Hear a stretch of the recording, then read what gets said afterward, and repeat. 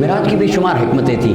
देखिए अगर रसूलुल्लाह को मेराज ना करवाया जाता, आज ईसाई हमसे सवाल करते, ईसाई कहते देखो भाई ईसा अलैहिस्सलाम हमारे नबी हैं, तुम्हारे भी नबी हैं, तुम भी मानते हो, कुरान में लिखा है, तुम्हारा अकीदा है कि अल्लाह ने उनको उठा लिया, वो ऊपर आसमानों में हैं, हमारे नबी तो आसमानों में हैं, बताओ तुम्हारे नबी भी आसमानों पे गए हैं कभी?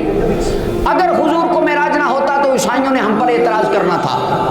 अब अल्लाह ने मेराज के ज़रिए वो एतराज़ दूर कर दिया। अगर आज कोई ईसाई कहे हमारे नबी आसमान पर गए, बताओ तुम्हारे नबी भी गए, हम कहेंगे हाँ हमारे नबी ईसा अलैहिस्सलाम को नमाज पढ़ा के आसमान से मिल के अल्लाह को देख कर आए हैं।